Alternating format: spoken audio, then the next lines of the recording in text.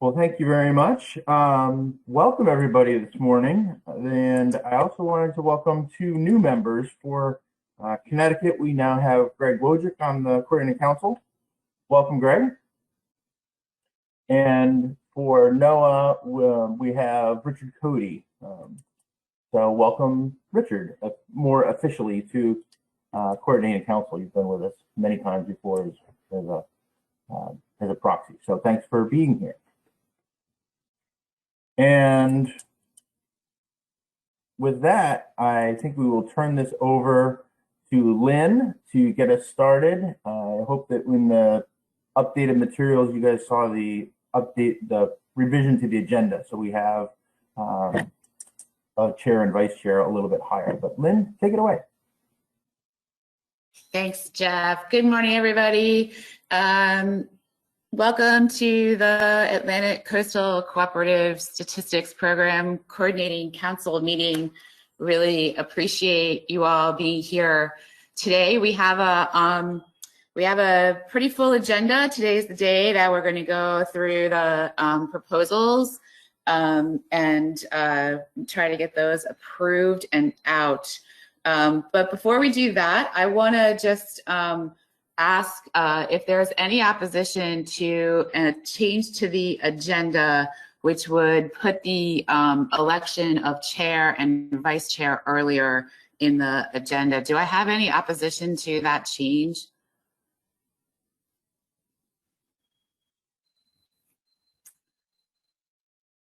All right, I'm going to take that silence as none.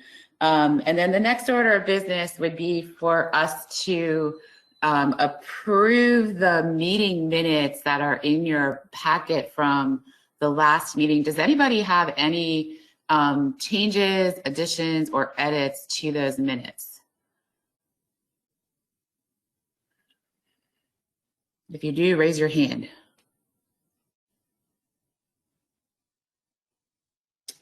Okay, and I just have to ask here, I'm assuming that somebody is looking at hands raised and will tell me if there's hands raised. Yes. Julie and I are watching that. And okay, perfect. Thank you. With my internet connection this morning, I just am not taking silence for granted. Okay, so seeing no opposition to the minutes, we will consider those approved. 1 second. And that brings us to... Excuse me, Lynn. Julie, can you move down into the slide presentation? Please. We're still at we're still at the intro song. There we go. Perfect.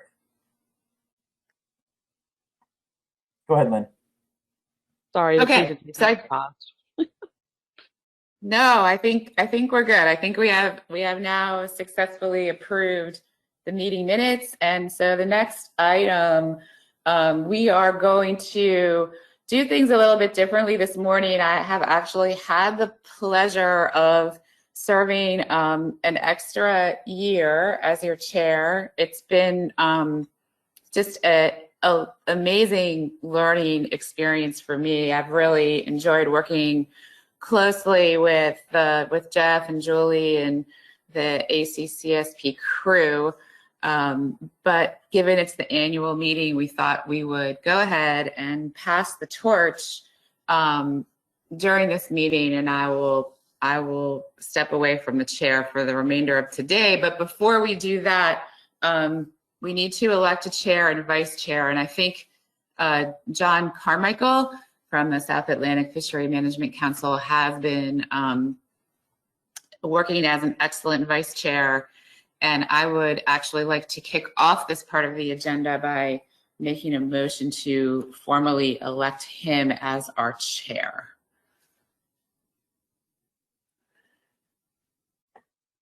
And I suppose I need a second for that.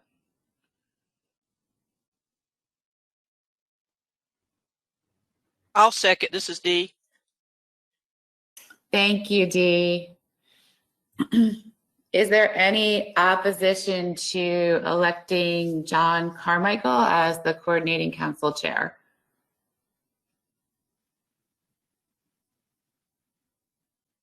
Okay, well, seeing none or hearing none, congratulations, John.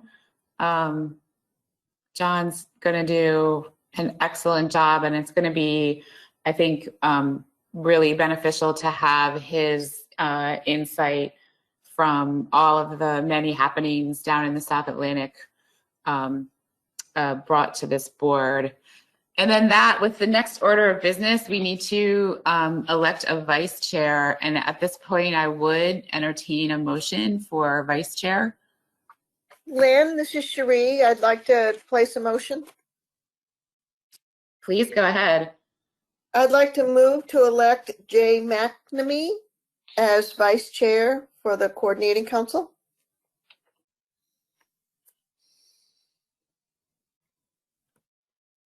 Excellent. Do we have a second? This is Megan Ware. I'll second. Thank you, Megan. Is there any opposition to electing Jason McNamee as vice chair of the coordinating council? I see no hands. Awesome. Okay, congratulations, Jay. That's awesome. Thank you. And I think we actually had a little breach of process. I think that was probably officially John's job to run that motion. But with that, John, are you there? Yeah, Lynn, I'm here. That's fine. And All right. Lynn, really looking forward to taking over from you on this, and say for everyone, thanks for your leadership during what has been a really, I think, pivotal period in ACCSP, seeing us through major changes in governance and staff leadership, and not to mention, of course, putting in an extended term as our esteemed chair. So I really appreciate that. And Jason, welcome aboard, and looking forward to working with you and leading this committee along through the next few years. Thank you so much. And this is Jeff. I also wanted to pass on an appreciation, Lynn. You did a great job in not just the 3 years of service to ACCSP and helping us grow personally as part of the selection committee with John last year. Your focus and attention to the issues and the needs of the program, and being able to provide guidance to myself as picking up the director, and Julie as deputy director. So I very, very much appreciate it. We have gotten a little more timely with updating the plaque that sits in the office, which we rarely visit at the moment, but we hope to see it more often. But with the deepest appreciation from the program partners of the Atlantic Coastal Cooperative Statistics Program, you are officially on the past chairs board. So thank you, and it'll be nice, and welcome, John. Thank you so much.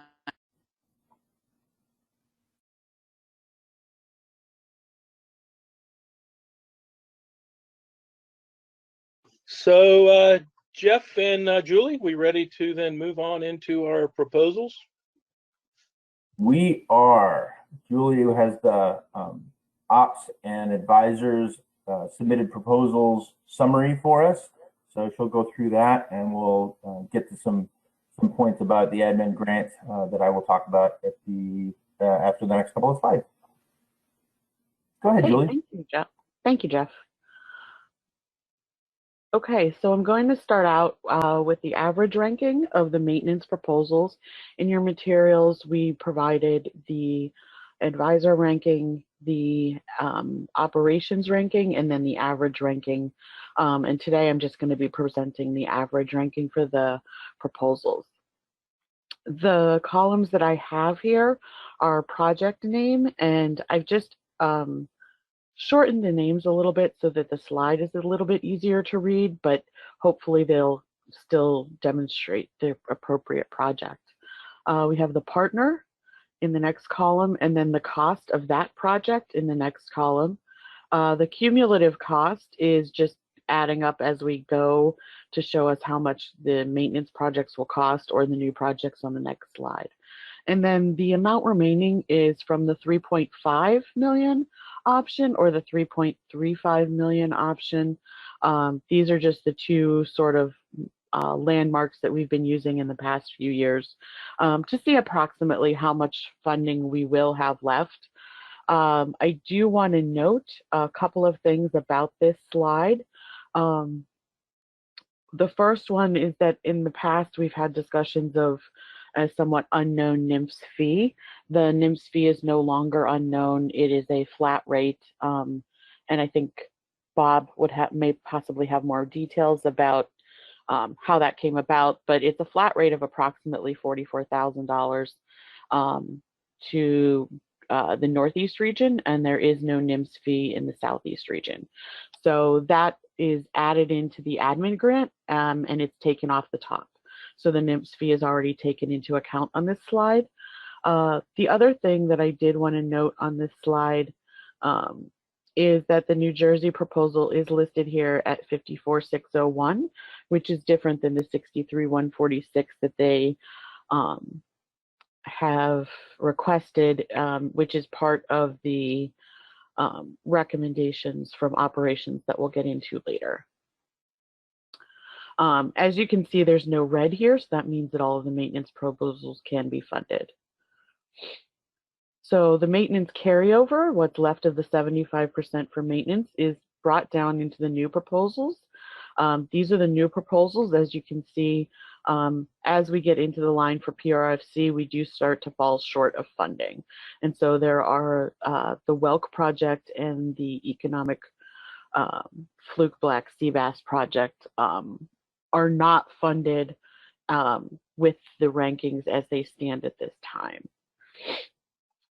Moving on to the next slide. There's a couple of things that we wanted to point out about the ACCSP admin proposal. The first one is that there are two options, and option one was recommended by the operations and advisory committees. A couple of things about this is that this backfills the data team lead position. It also adds one software staff, which would reduce the contract support that's needed moving forward. And that's also, by adding the software staff, increases the in-house ability to test and maintain mobile applications. So sort of the future outlook is that if approved, the staffing levels are expected to be stable moving into the future. We've had a current pulse where we've had a growth in our staff and also the coastal data collection support. And that is that appears to be leveling off, so that we don't expect to have increases at this level in the future.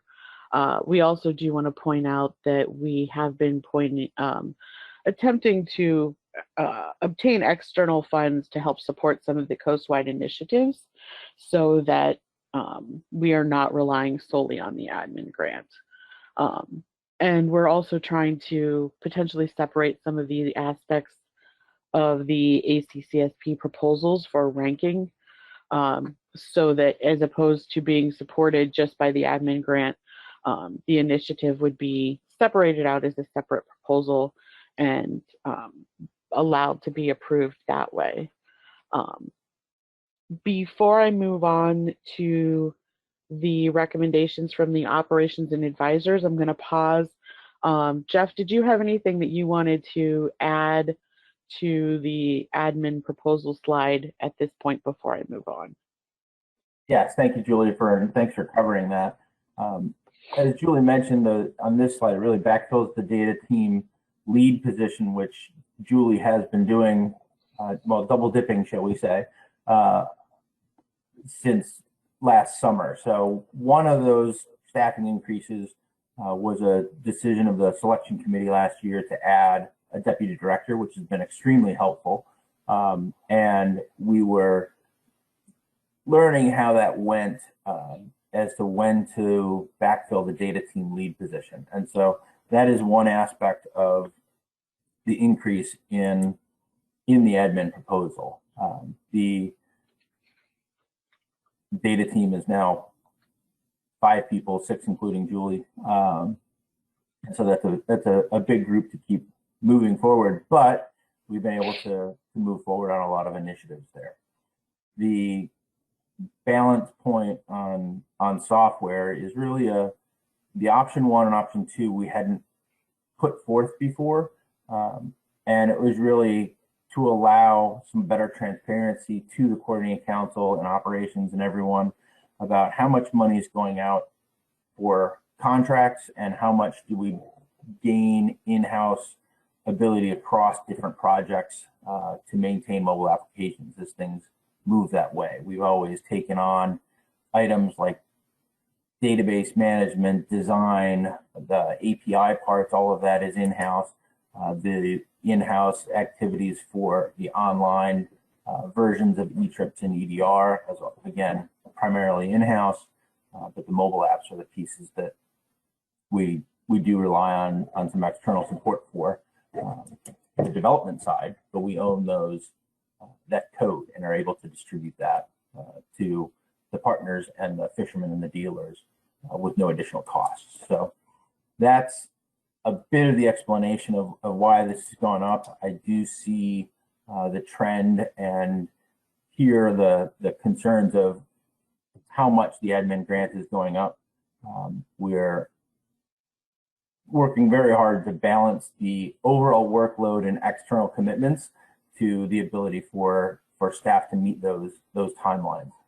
And so this pulse of growth that goes with increased electronic trip reporting in Mid-Atlantic, New England, South Atlantic, and even the Gulf of Mexico efforts is where we see a lot of this. And we've learned over the last year and a half about a lot more about how much the help desk is providing a benefit to all partners across that. So we've been trying to find ways to get around it.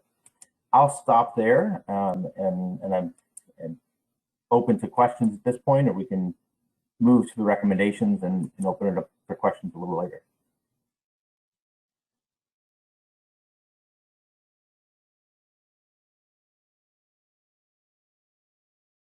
Jeff, we have Dee Lupton. Yes, Steve. Hey, Jeff. I have a couple questions. It goes back to what was just talked about a NIPS fee, the flat fee of $44,000. Is that already baked into this proposal, or is that on top of it? So is it like option 1? Is it 2.2? Does that include the $44,000, or is it going to be 2.2 million plus the $44,000? That is plus the 44,000, I believe, is how the spreadsheet works out, and okay. It was subtracted out of the slide that Julie showed with the total funding availability piece. Okay. That I wasn't clear on how that was calculated. Did we have any cost savings from this year from the lack of travel that can be rolled over into the grant for next year to maybe consider, to consider something else between option 1 and option 2 that to help the ACCSP out with the extra workload, but not the full amount, because there's rollover, and then we can make decisions in the future about where the grant should be. That's an if you understand what I'm saying.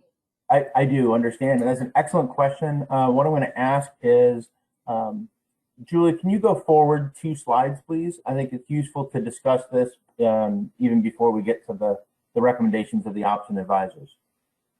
Perfect.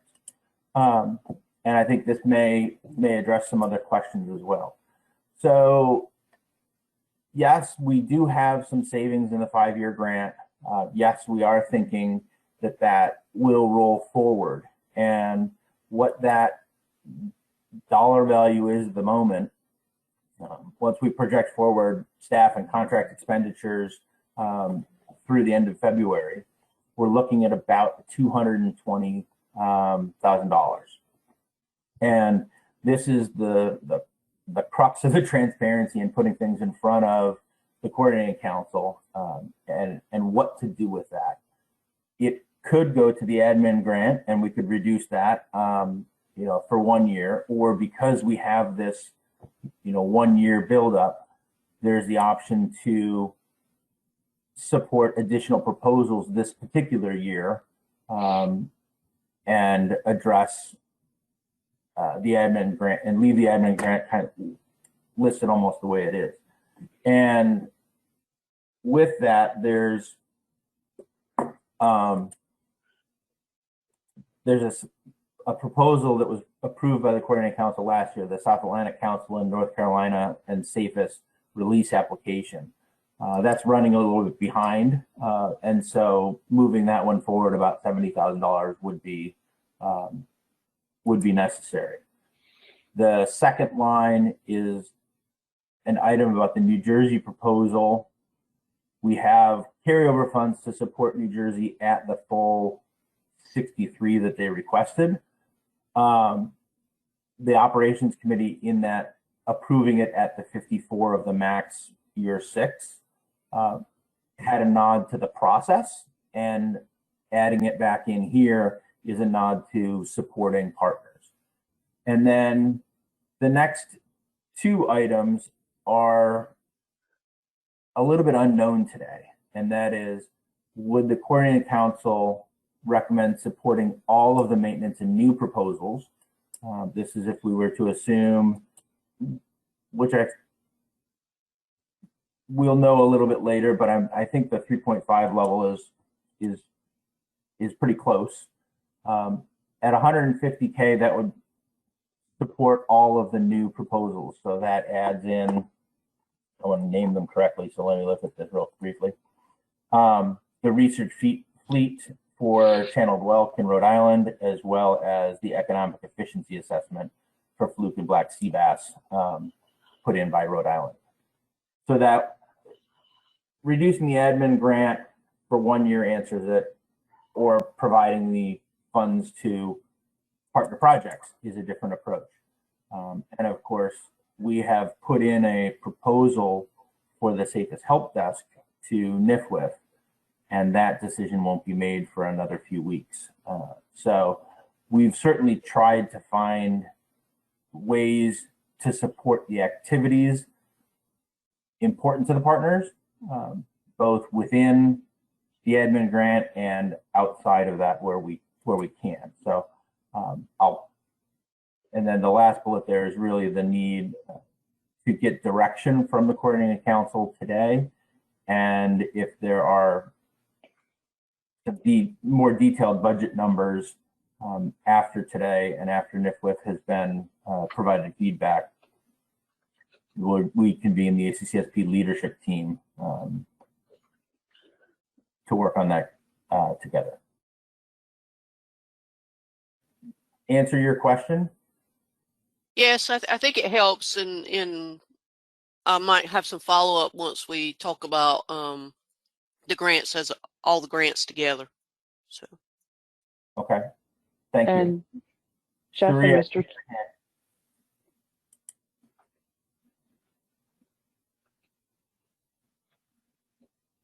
I'm sorry, did you call my name? I did. I saw your hand up. Did you want? Yes, I have some questions. Thank you. The first one is, did the leadership team go over the admin budget in detail, which is something that we had asked for when a couple years ago or last year, I can't remember. You can't present to the ops committee and the advisors committee a detailed budget, so we had requested that be conducted with the leadership team before it gets put forth for a vote. There's the first question.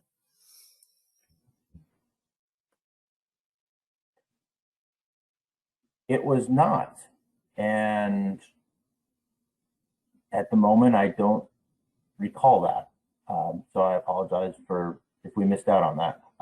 The leadership team did talk about a grant scrub last annual meeting, and did meet in December and January about how to spend some of that, and provided direction that we followed in terms of Safest Help Desk and some data warehouse changes, which we are in the midst of supporting. So the leadership team provided guidance to us on how to spend some of that, but I did not pull them together to go over the admin grant proposal prior to submitting it. Okay, that's something that we had requested in the past. So We will bring that forward and make sure it happens now.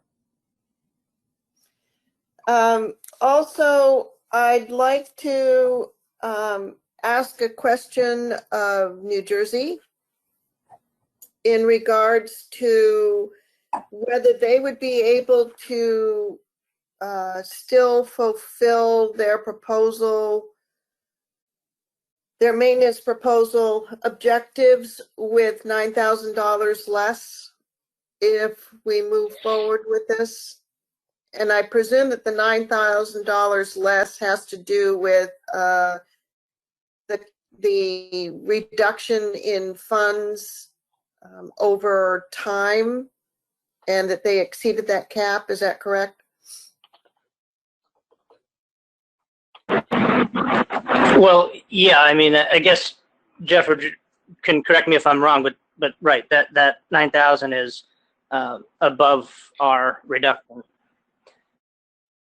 And it's so Sheree, and apologies, Mr. Chair, for just jumping in, but you know, this is we've moved all funds towards a staff position, and it would be an awkward situation to not fund this staffing position for the year.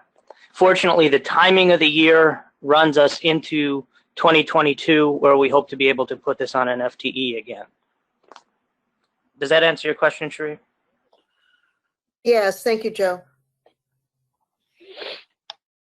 Okay, I'll reserve further questions until later. Thanks.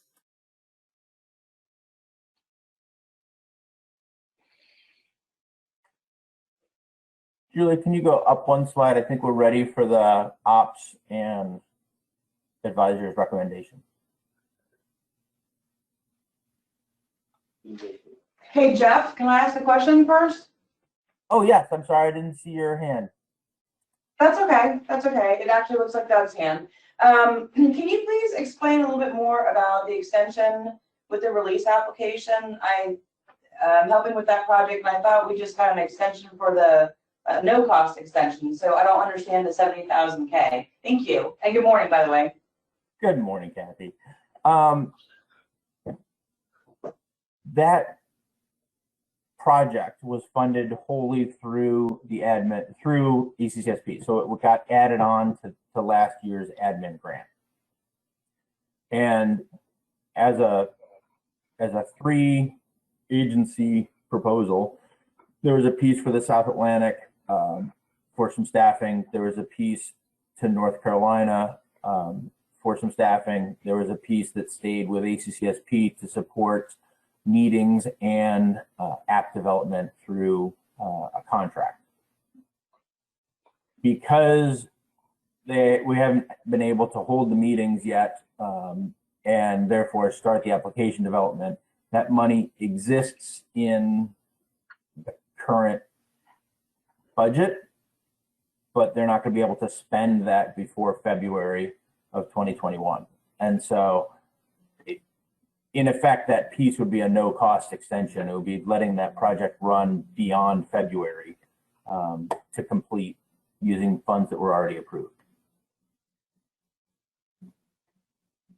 Okay, thank you. Other questions before Julie gets to present the recommendations from ops and advisors?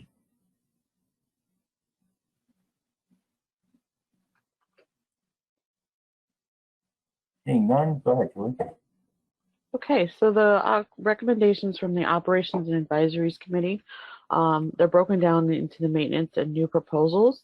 The first one under maintenance was the recommendation that the New Jersey proposal be funded at the 54,601 instead of the requested 63,146. A vote was taken on this and it passed 22 approved, 1 against, no abstentions. There was also a motion that the admin grant was to be funded, to be recommended to be funded with option 1.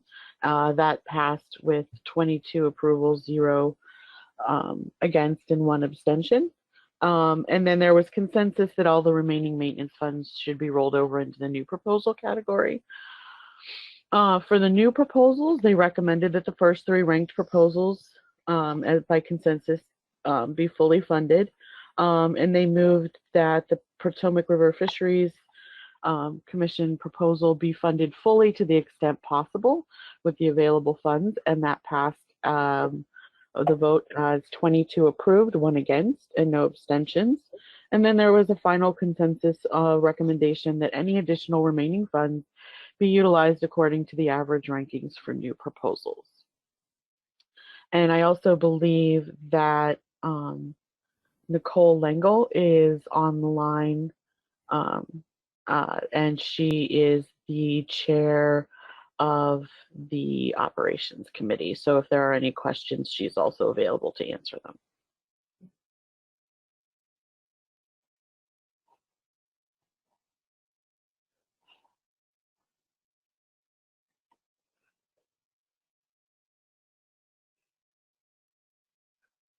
Okay, Mr. Chair, I'm not seeing any hands.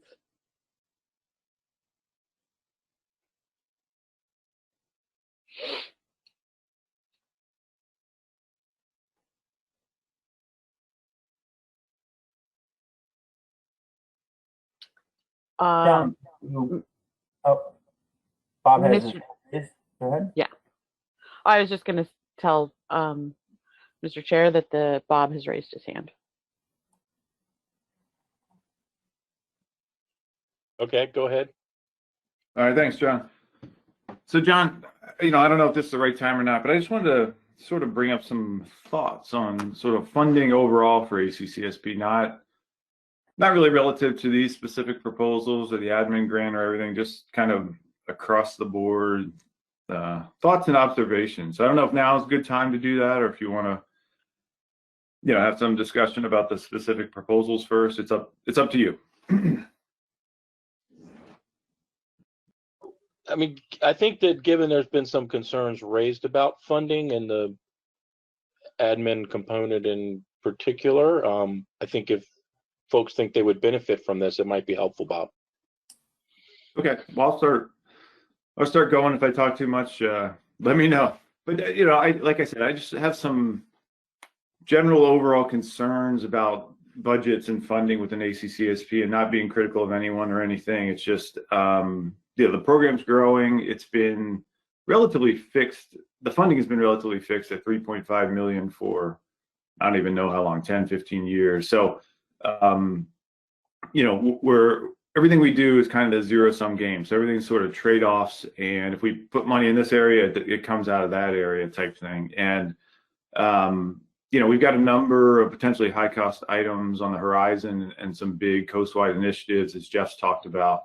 And, I just worry about, when we look at the big sort of holistic picture, can we afford everything? And what does a budget look like in the out years in particular? We can, as Jeff said, we'll be able to cover a lot of things this year due to the $220,000 rollover that was unspent from earlier in the 5-year grant. But, as Jeff noted, the admin grant is going up this year. It's proposed to go up this year by about $200,000 with 2 new staffers. It went up last year about $200,000 also. So in the last 2 years, and I think they picked up a couple staffers, and so that grant's gone up about $400K potentially, if approved now in the last 2 years, which is a big jump. And I'm not saying they don't need the staff. They can, ACCSP can definitely use the staff and keep people busy. So it's not critical of that. There's just a lot of work that needs to be done. But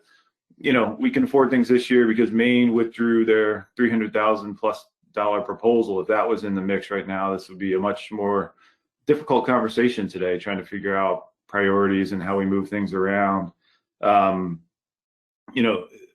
Looking at coast-wide initiatives that ACCSP has absorbed a lot of the work for, you know, in Garfo, in the Mid-Atlantic and Northeast, the commercial trips are coming online, and that's a few thousand boats. We got the Seafire for-hire vessels in the Southeast that are coming online, I think January 4th, and that's going to be another few thousand vessels. So, you know, we've got, I don't know, 6,000 or so permit holders, federal permit holders that are coming online. And this is, you know, ACCSP is sort of absorbing that. And those are initiatives which are completely consistent with the direction of ACCSP and the priorities of ACCSP. But, you know, they came out of a couple of the partners, and they're putting a big burden on the system. And, you know, as Jeff noted, we need about $280,000 for the safest help desk to have someone available to help all these thousands of new permit holders kind of know how to navigate all the apps and get up to speed. And that's sort of, you know, I think those are kind of the holistic discussions and visions we need to have sort of as different programs come online. They're kind of almost unfunded mandates sort of. So, you know, how do we continue to absorb those type of changes? And you know, can we do that? And, you know, skipping ahead a few slides, not to be the spoiler alert here, but there is, you know, the ops committee recommended potentially extending the maintenance funding for another year. No, I think 6 projects are 2021 would be their last year of funding for maintenance projects with the current sort of downward trajectory of their funding, and the ops committee saying, well, due to COVID and a number of other things, you know, should we extend those moving forward? So again, these are all important projects, but, you know, I think kind of a holistic look at this is probably worthwhile. You know, I get worried that, you know, to ACCSP's credit, I think, you know, they're trying to be everything to everybody, and that's a really hard thing to do. The program's grown, and there's all these different super complex data programs that are online, and all the different partners have sort of unique needs and wants and customization of a lot of different things, and it's pretty hard. So, you know, again, we can afford everything this year, but I get really nervous in the out years with some of these commitments. You know, I don't want to commit money to hiring staff if down the road we don't have money to keep them on. That's kind of the worst case scenario. And I don't, you know, if Maine comes back with a big proposal, we've got, you know, potentially the maintenance rollovers, we've got different additional staffers online, we've got, you know, a number of these coastwide initiatives that are online. I just, you know, this 3.5 million gets spread really thin really quick. And, you know, do we need to help out ACCSP staff by prioritizing some of the projects that they have and being realistic about what we can get done on the timeline that we can get it done? And you know, it's just the other big thing that's sort of hanging over all of us, I think, is what no one knows what the federal budget and all the individual state budgets and partner budgets are going to look like in the future. If, you know, we have more money going to admin projects, that's less money that's available for new projects and maintenance projects at the state level. And that's that zero-sum game thing. That's a really difficult decision. Is it, you know, is it better to put more staff on to help out all the partners, because, you know, staff can be obviously spread out to help all 23 of us.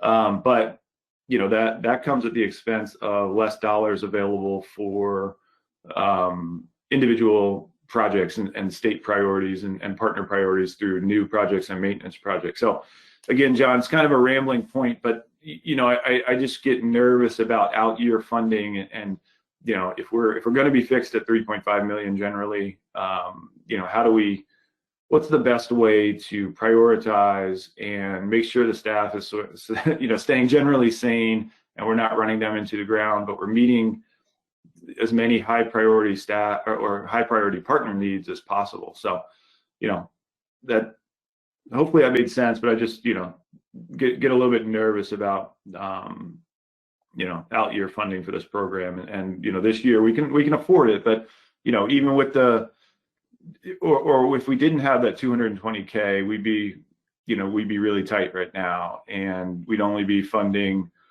I think it's four new projects this year, because, you know, a lot of money is going toward the maintenance projects and staffing and that sort of, or admin grant, which isn't just staffing. But so that's it, John. Happy to answer questions, but just my general nervousness about future funding. All right. Yeah. Thank you, Bob. And, you know, I think it's good to bring some of those issues to the forefront. I certainly share some of the concerns about the long time, whether it's going to be the impact of COVID's on budgets. We know that fixed expenses of salaries and travel and all that tend to continue to increase due to inflation, which we all experience when we're dealing with this zero-sum budgets, as you mentioned. And I also, think it's good you point out the issue of Maine essentially with a bye year. They're still entitled to, X number of years of funding under our current program, which could have an impact on what we have and abilities to meet the future maintenance programs. I've thought for a while that the next stage of this funding change, now that we've slowly weaned away some of the longstanding projects and we put in these new time limits, is to look at that and think about what it means long term as you're bringing in potentially 25% new a year and trying to maintain a suite of other programs over a period of years, just to make sure that the numbers and the math works out so that it's a compatible system, and we will have the money that we think, because I think once projects get funded and been funded a couple years and they're performing and they sort of have an expectation, and we've laid out what they can expect to receive in funding, and if they have some long-term plans, they're probably going to take advantage of that and actually set their plans up to meet the funding they anticipate. And if I recall, we potentially have I know there's been various funding committees and stuff, but I think maybe we're at a point of needing to have perhaps the leadership team and meet with this funding committee and just take a bit of a longer term view of the funding, particularly under a likely fixed grant scenario, and think about what it does look like down the road, and perhaps come up with some ways of dealing with things as mentioned, the help desk scenario and the unfunded mandate, and knowing that's coming from the South Atlantic region, but I don't think that that's something that necessarily, if there's no funding coming from NIPS to help support that and no outside funding becomes available, I agree it's a real challenge to put that on the overall coastwide program. So, I think things like that have to be factored in, and we do need a long-term view. So with that, I'll go. I see there's a number of hands raised, so I'll just go down the list. And Sherry? Thank you, Mr. Chair. I share Bob's concerns, which is the whole reason why I asked whether the ACCSP budget was put forward to the leadership team first, because they need to be the team to be able to do a deeper dive with information that is confidential outside of that forum.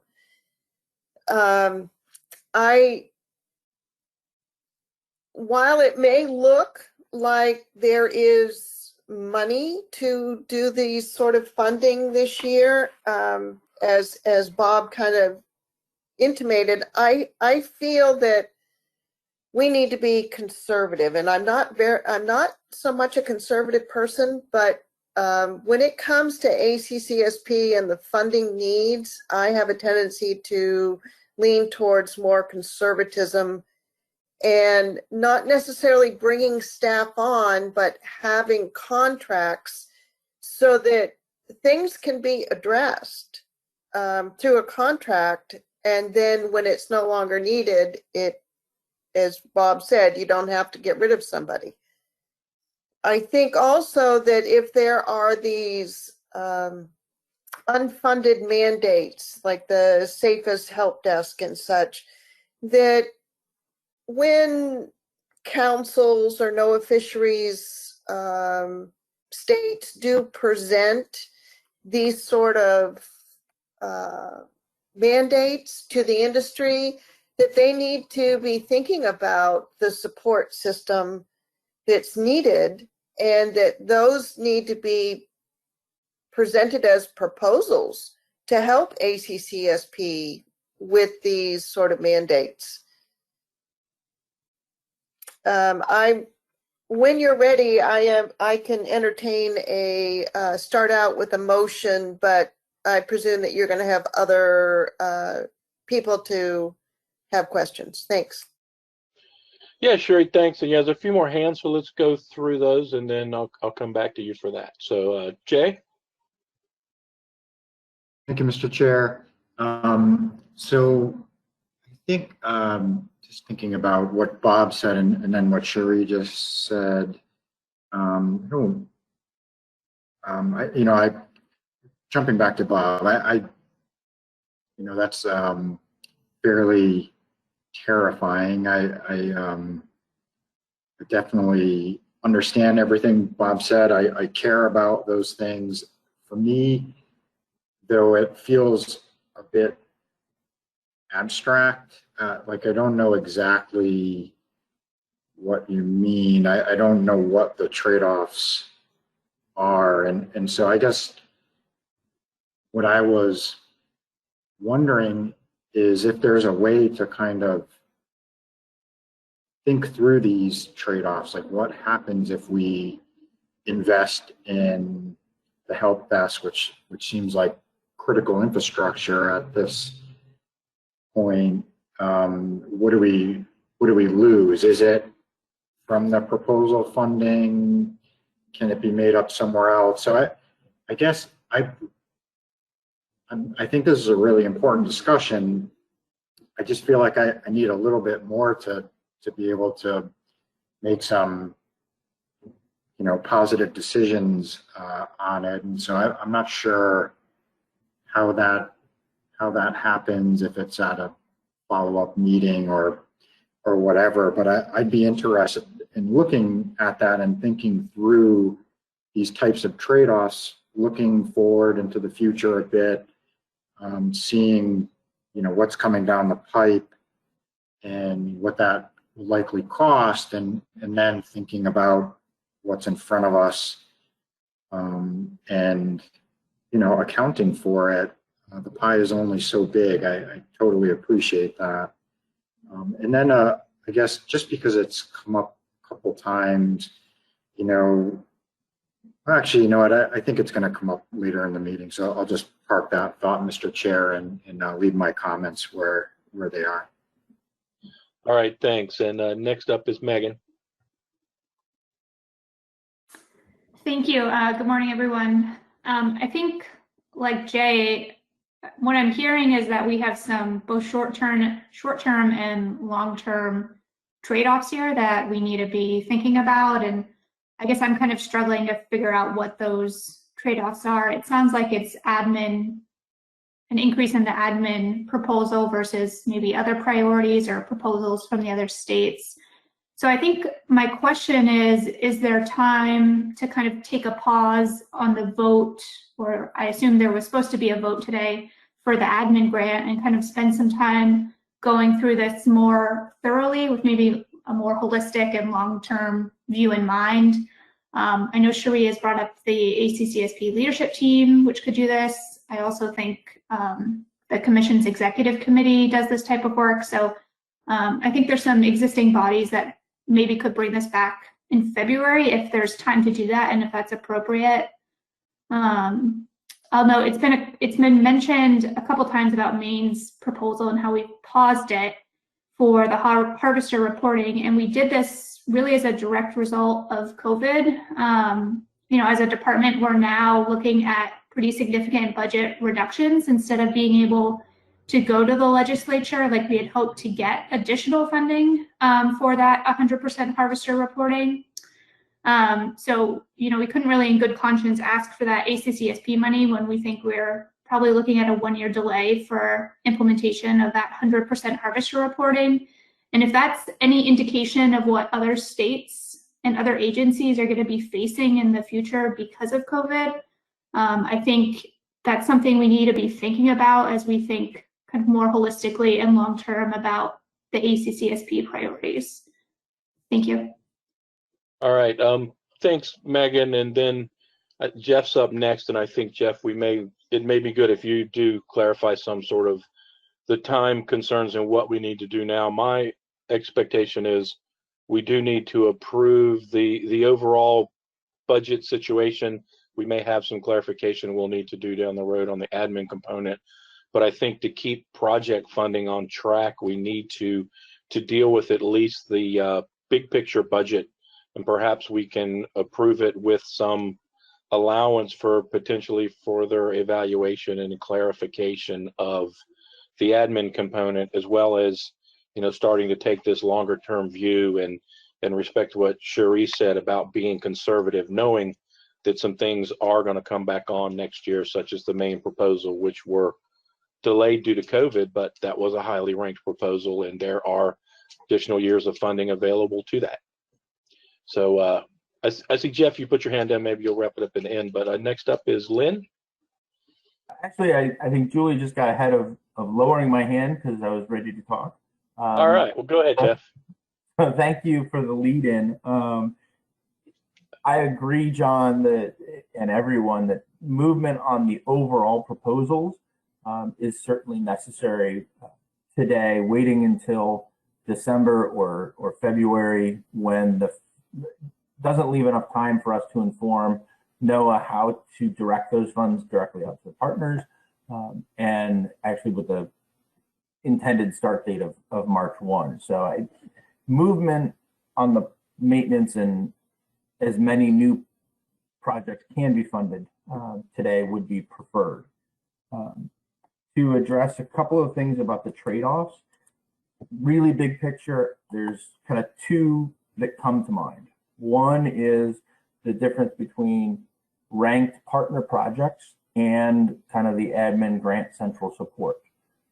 The more admin goes up, the less is available to partners overall. No big bright new idea there. The other is of course what Cherie and Bob and others have raised, is this balance between staff and contractors. We've utilized contractors really well for pulses of activity, and tried to bring on staff where we needed long-term support and in-house ownership of skills and process. But that can be teased out a little further. The help desk, and a lot of the discussion today was kind of the unfunded mandate, and I want to at least clarify that was historically offered as we have a help desk, it's free to partners, and it's 24/7. We've gotten a lot of positive feedback for that, but myself and others have, I think, tried to absorb that within what the admin grant can do. And that's why it was presented as a potential split out as a different ranked proposal, because it really benefits everyone. It's not just an internal item. It also comes in waves. So 2021, 6,000 new fishermen, as Bob raised already, and we've been tracking, is a pulse of a learning curve. That's why we think that is going to be a higher dollar value in 2021 than in other years. So those are some of the trade-offs and the balances. I think overall there's enough in the ACCSP 3.5 approach to take a guiding direction on the maintenance and at least the ranked new proposals. And I would certainly like to work with the leadership team in November or the first week of December to pull together and delve into how much the admin grant actually is and should be, and how much of the additional proposals might be the best way to go for 2021. All right, thanks, Jeff. So Lynn? Yeah, thank you, Mr. Chair. Just real quick, in the interest of time, I think Jeff did a good job of really identifying those trade-offs, the two being the partner projects versus the admin grant and the staff versus contracts. But the third one, which is harder, I think, is the cost of a project, whether it be from a state or from the admin grant, versus the long-term gain in terms of data quality and robustness. And I think that's one of the places where maybe a little more attention in the long view could be paid. And I'm just gonna leave it right there. Thanks, Mr. Chair. All right, thanks a lot, Lynn. And I think that is a good point. I think we've heard a number of things here that point us toward needing to take a take stock of where some of this is going in the long term. And I think everyone recognizes that increased admin means less available for projects, and we all recognize the strength of those projects to all of the partners and to the program, and that's a big part that I believe has made ACCSP so successful. So I appreciate everyone's concern, and I think it's because everyone does feel strongly about this program and keeping it viable and doing the best it can with what have been fixed and very limited resources overall for a number of years. So Cherie, you mentioned potentially a motion. So I'll go back to you and see if you're ready to suggest something. Sure, I'll start out the gate. I'd like to make the motion to fund the submitted ACCSP proposals as ranked in the average ranking table of proposals, with the exception of the administration grant proposal. That the leadership team evaluate a detailed ACCSP admin grant before approving the admin grant, and that the funds from savings be brought to the leadership team for ranking of priority, then back to the coordinating council.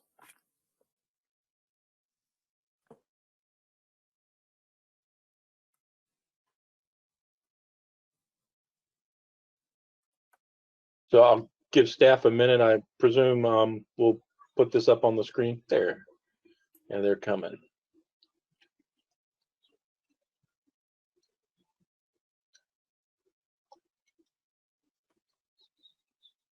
That was prepared earlier, and so Julie's going to edit that in. Yeah. Yeah, I'm sending it to Julie by email too. Perfect. Thank you. Thank you, Cherie. That was a long one. Yeah.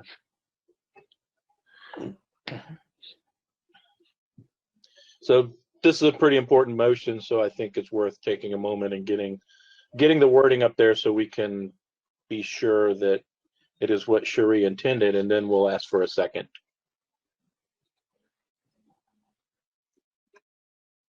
Add an extra word in the top line.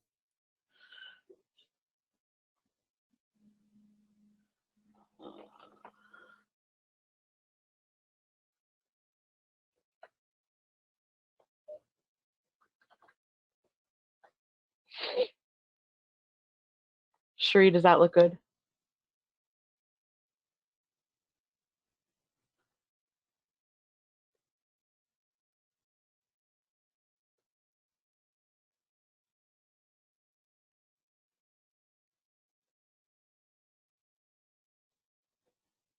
Second to the last line, instead of admin, if you could just put administrative grant.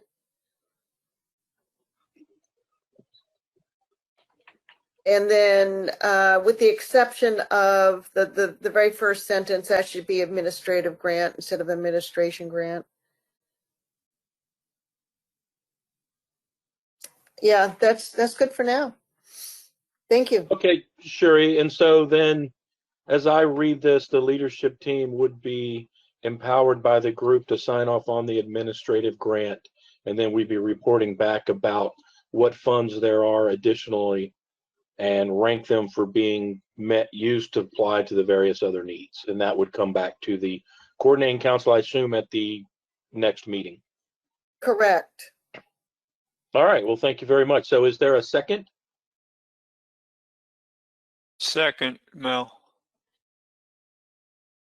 Thank you, Mel. Mr. Bell?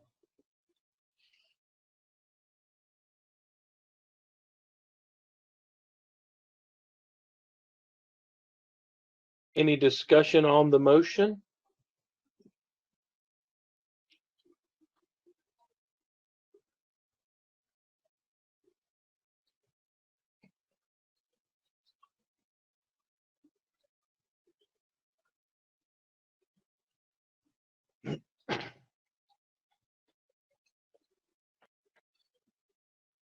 All right, we have a few hands going up, so let me start with Bob. Thank you, Mr. Chairman. Yeah, I support the motion. I think, part of the leadership team's job also, I would think, and we don't need to put it in the motion, is sort of the longer term view of what what do we, is there a financial bottleneck coming for ACCSP, and how big of a deal is it? Some of it's unpredictable with state budgets and federal budgets, but just kind of what we know that's in the pipeline right now. Are we, how worried do we need to be about the future, I guess is the question. You guys, I've made it clear I'm a bit concerned, but I think it's worth sort of mapping out the next 2 years, 3 years, 5 years, whatever it may be, just kind of thinking through the funding here. And then mechanically, I'll need to work with Laura and Jeff, but we may need to go ahead and sort of seek all the money through the administrative grant. Some of that, kind of comes to ASMC and gets parked here, and then it's not spent really until the leadership team signs off on it. So money may be moved a little bit differently, but the intent is leadership team will call the shots on the admin grant, and we'll bring that back to the coordinating council for an update in the future, if that works for everybody. Yes, Bob, thanks. And I do believe, I agree, it would be good to park it over at the ACCSP account, and then that gives us flexibility for how we deal with it. So Jay, you're up next. Thank you, Mr. Chair. And I think Bob just helped me out a little bit there. I just wanted to clarify. I think generally the second half of the motion, and so mechanically the way this would work is we have a ranking. The assumed funding levels. It looks like a couple of the proposals won't get funded, but then we're going to look at the admin grant, and if there's any remainder, does it automatically go back to that ranking, or does that become now just a new discussion? I guess I'm wondering what happens to the new proposals that fell below the line in this procedurally. My read on it is it would be a new ranking. It may, in terms of not just those proposals, but are there other things that, some of the other things that have been discussed about being funded. And I would presume if the money goes toward the new proposals, the group would have to consider, is there enough to fully fund, say, the next new proposal on the list? But I presume we would look at that in terms of the ranking order as they've been provided. And okay, thank you, Mr. Chair. That helped. Megan, you're next. Thank you. I'm sorry I don't know this, but I was wondering who or what is the leadership team and what is that comprised of? I'm familiar with the Commission's executive committee, but not the ACCSP leadership team. So, Jeff, do you know, I know it's a combination of chair, vice chair, past chairs. I think Bob. So Jeff, can you flesh that out for us, please? You pretty much nailed it. The leadership team is the old ACCSP executive committee, and so there's an analog to the Commission's executive committee, but it's a bit more focused.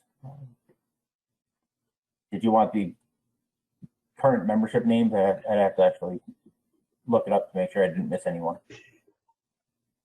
Is that good, Megan?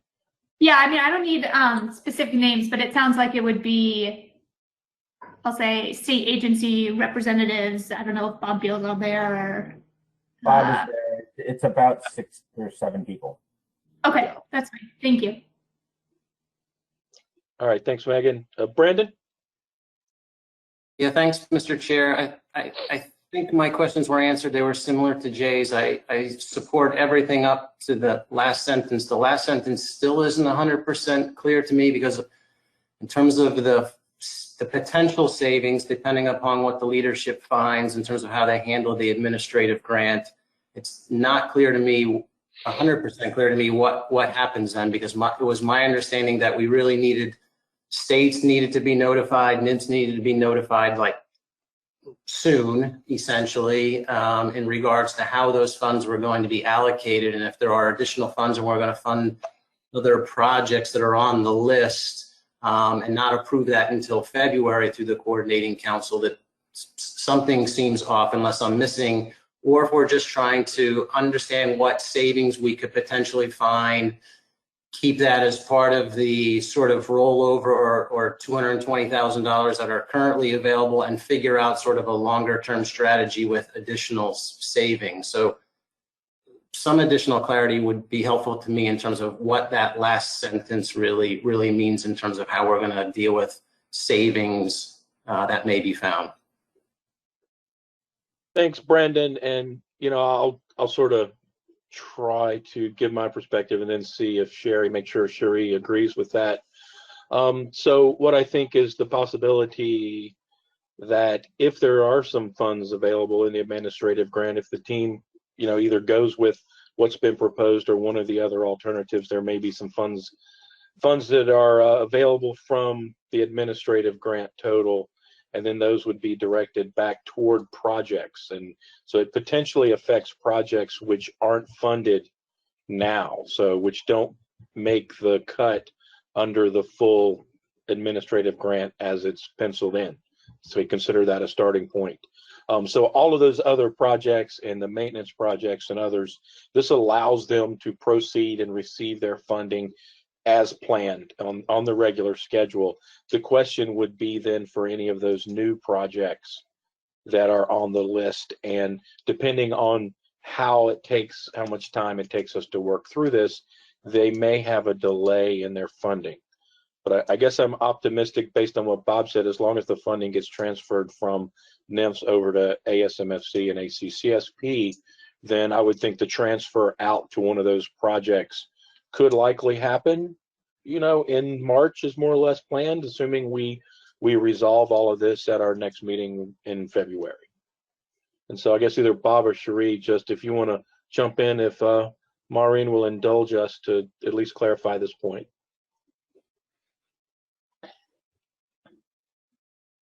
Go ahead, Cherie. Yes, I could jump in. You know, the last sentence not only just refers to the admin grant, if there's any savings to be realized there,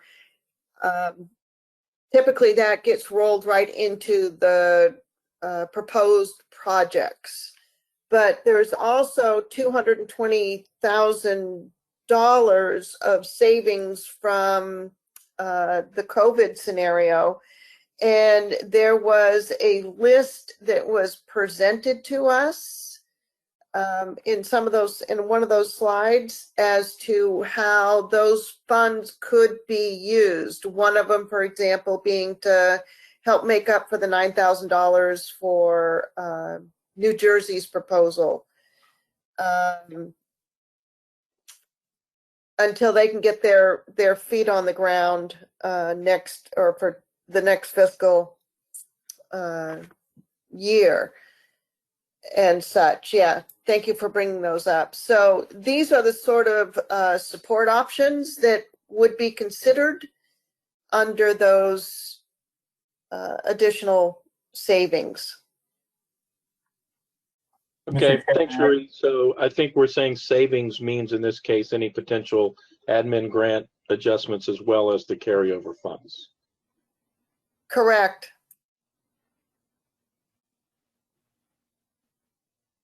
Mr. Chair, this is Jeff. Just a very slight clarification about New Jersey. That is a staff member hired through ASMFC, and so those funds actually stay at ASMFC, and it's not a transfer to New Jersey. So that those funds functionally are a little easier to support their staff member. Thank you, Jeff. So Maureen, thank you for your patience. Thank you. Actually, Brandon's question was very close to what I had wanted to ask. Everything that's in the motion, funding the maintenance and new projects, and then having the leadership look at any remaining funds. I was going to ask, was all that going to take place before the projects would be funded in the spring of next year? But then I understand that there might be some projects that might receive funding later because we had to evaluate any of the remaining money after stuff was funded initially. Did I read that correctly? Yes, that's the way I read it. Yeah. Okay, thank you. Sheree, more to add?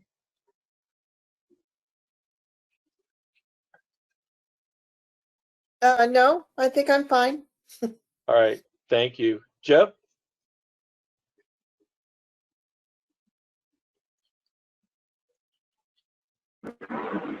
Was that Joe, Mr. Chair? Sorry, I wasn't sure if it was Yeah. Jordan. I appreciate that. No, between Sheree and Jeff, they took care of everything I had to ask or put in. Thank you so much. All right, thanks. Seeing no further hands, and I think we have clarified a few points about what savings mean and the timing.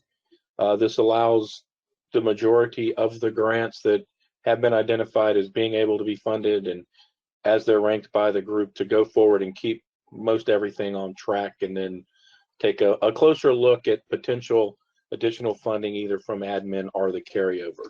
And then we would try to do this as leadership team meeting quickly, as Jeff mentioned, November, December, and have something for the council in February. So seeing no further hands, I think we are ready to call the question. Jeff or Julie, do you want to say have everybody raise their hands and vote on this? You know, we'll call the A's and call the nays and let you call them out so we make sure all the votes are clear.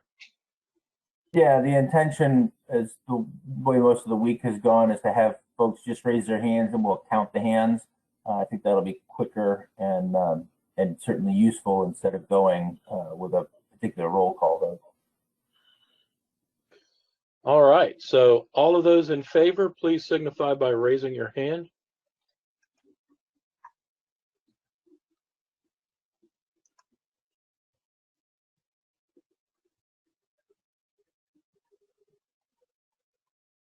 Okay, I have Sheree, Joe Cimino, John Carmichael, John Clark, Chris Kuhn, Bob Beal, Dan McKernan, Dee Lupton, Derek Orner, Jason McNamee, Lynn Fegley, Martin Gary, Megan Ware, Mel Bell, Sherry White, Brandon Muffley, Doug Haymans, Greg Wojcik, Louis Gillingham, Maureen Davidson. Is there anyone that I've missed?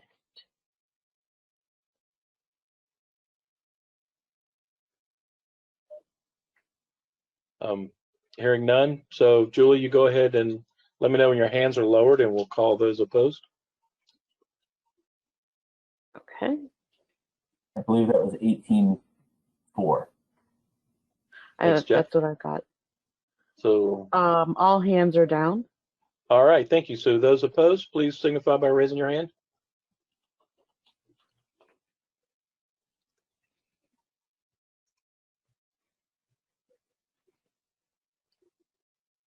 I see no hands. Okay, thank you.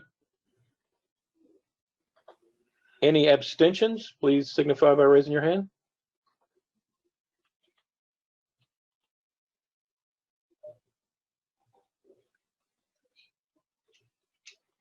I see no hands. All right, thank you. So the motion carries. So we are at the limit of our time. I guess I'll turn to Jeff or Bob. Now, this gets us through some of the most important business we really needed to take care of today. Are we okay to go a little over, or should we allow the committee and program updates to stand as submitted and let people review them on their own time, or can we maybe take a few minutes and let Jeff note any highlights that are really critical? John, this is Bob. Yeah, you know, if Jeff wants to go over and Julie hit the highlights, I think it's okay to go a little bit long. You know, the business session doesn't actually start until 10 o'clock, so we've got a little bit of cushion built in. Okay, thanks, Bob. That sounds great. So Jeff and Julie, if you want to try to forge on through the highlights in the next, say, 10 minutes, so everybody has a few minutes to transfer, that would be great. No problem. I think we can absolutely get this done in 5 to 7 minutes here. We did rely on the written package for most things. Some of the meaningful items we did call out here, and so Julie, you want to, and we included some staff as a connection to the work products that they've been able to take care of so far. So, Julie, you want to cover our committee highlights? Absolutely. Thank you, Jeff. So for the first committee highlights, we have the Biological Resilience Project, which has been going on for over 6 years. It was initially headed up by Richard Cody, and then when he switched positions, it was revitalized by Michael Arrigo from the South Atlantic Council. Heather Connell is our staff member for this committee, so her picture as well as Mike's are up there because they've invested a huge amount of time in this. The goal for this project was to provide a quantitative method for scoring resilience on the matrix as opposed to the qualitative method that had previously been used. So the spreadsheet that Mike ended up sort of massaging after Richard left is a resilience factor spreadsheet, and what it does is it takes productivity and susceptibility attributes. Those are scored, and then that provides an overall vulnerability score, and that vulnerability score is translated into the scale that's used for the resilience score on the matrix. The reason that this is such a huge project is, one, it moves the matrix into a more quantitative state. It also has been a project that the committee believed in and put in a lot of time. So while Mike and Heather garner the most recognition, all of the committee members really put in a lot of time on this. There were 15 small group meetings and 8 full committee meetings that the group had to finalize this. And these new quantitative resiliency scores will be used in the matrix that's created in January 2021 and will be in the FY 2022 and 2023 RFP. The other committee highlight was the remaining recommendation from ops and advisors. This recommendation was alluded to by Bob earlier, and this is a recommendation that the coordinating council discussed, maybe not today, maybe that may not work, but also provide guidance or direction to the funding subcommittee on budgetary issues that partner to just, consider the budgetary issues due to COVID at the partner agencies. These are the list of the 7 projects that would no longer be eligible this year for maintenance funding. The at-sea headboat sampling, I just want to note, is no longer been proposed. They did not propose this year. So there are 6 proposals from this year's maintenance that are set to expire and not be eligible for next year. And the ops and advisors wanted to consider that the funding committee potentially offer a 1-year extension to that. That concludes my committee highlights. So if there's any discussion or questions, we can entertain those now. All right, thank you, Julie. This is Jeff. I think this can be handled either at the next meeting or so if we don't mind moving forward to the program activity status. The first slide there is again another point on the budget. This is identified in the written one, so let's move forward to the next slide. I did want to highlight that 2 external projects were funded and the NIFWIF one is in review. So again, we can move forward from this one. We'll take a moment and pause on the external coordination. We have been having monthly meetings with GARFO that really has been fantastic in the technical improvements, the alignment on data sharing initiatives, and really the one-stop reporting. We're getting GARFO and CIRO and Southeast Fisheries Science Center and ACCSP and HMS on the same page in aligning those tools. Last time I had left HMS out of this and intended to have them on. We do a lot of work with HMS, both in these other meetings and directly. to support their dealer and fisherman reporting tools. And so we very much appreciate the fiscal as well as directional support from HMS as we go forward. Next slide, please. The other one that had a lot of activity in between last coordinating council meeting is kind of weekly meetings on the lobster reporting requirements. Dan McKiernan highlighted this during the lobster board meeting, and that's been a lot of work for Julie and a lot of the state partners to align those data needs with upcoming tools for data collection for 2021. So I'm very excited about how that progress has been going.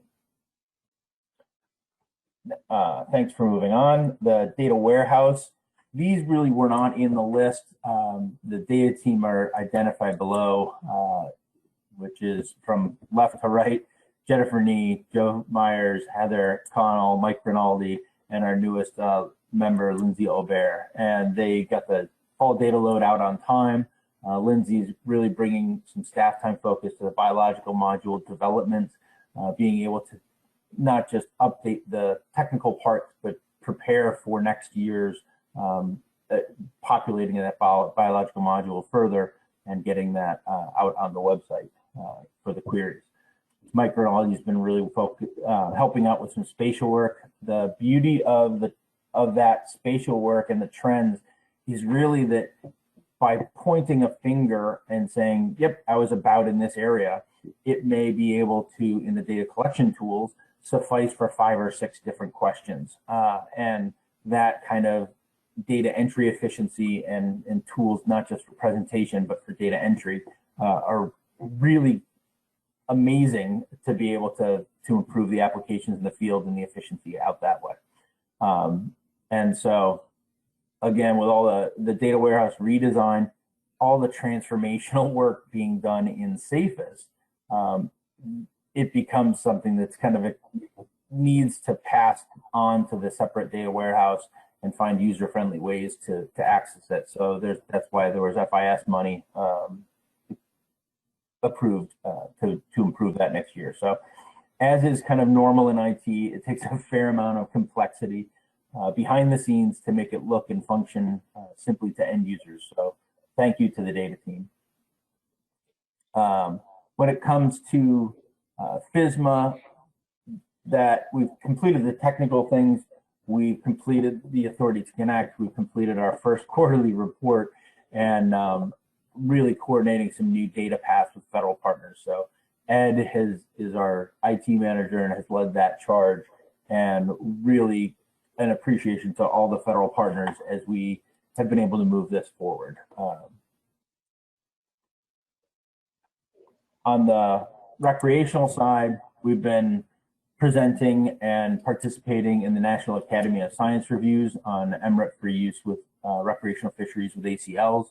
We've been working with the states and MREP on the increased funding for APIS sampling, and of course, getting ready for 2021.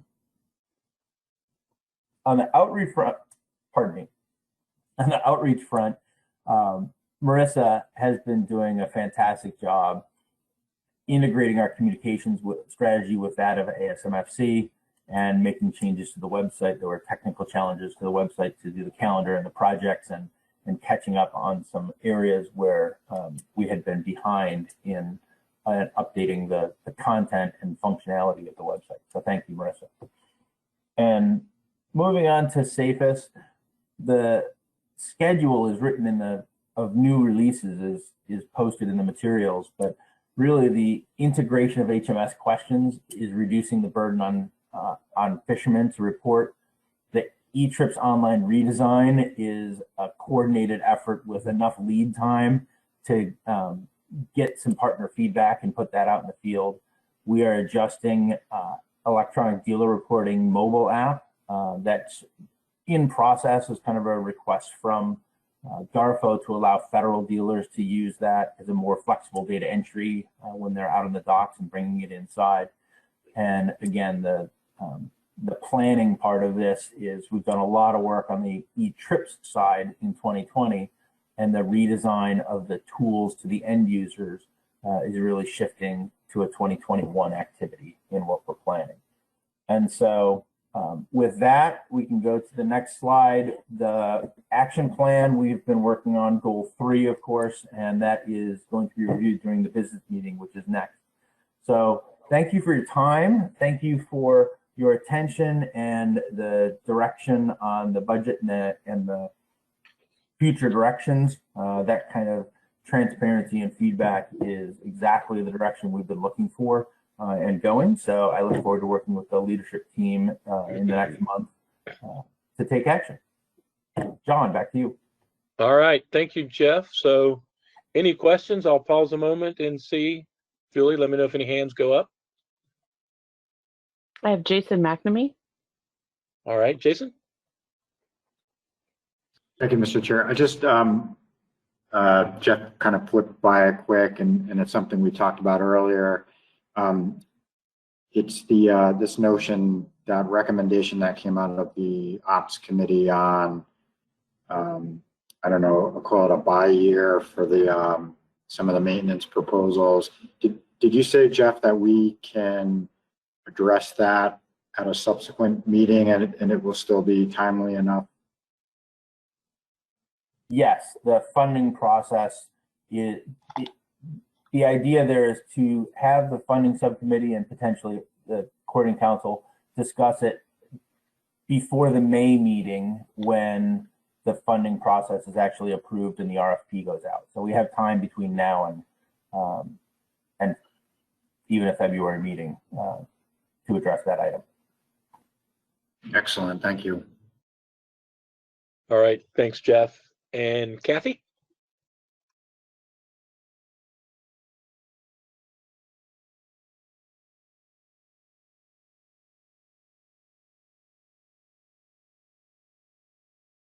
Kathy, you may be muted.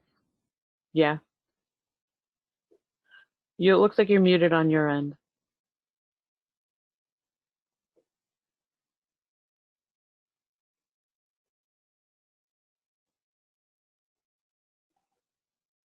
I also see a hand up by Lewis. Lewis is Kathy.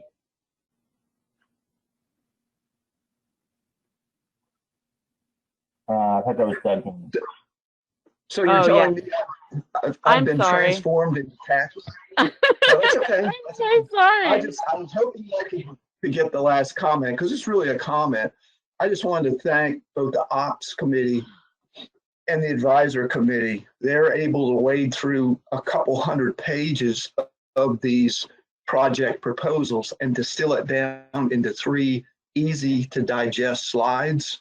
And on top of that, when they vote, you see a near consensus of 22-1. That it gives me a comfortable feeling that we're doing the best we can with the funds that are available. So, thank you. Thank you, Lewis. And we are out of time, but I will note the need for more advisors, and we'll bring that up in a future meeting. All right, thank you, Jeff. And yeah, I'll echo that, Lewis. Those guys do a great job, and having been there and done that, it is a big lift when you get into those things.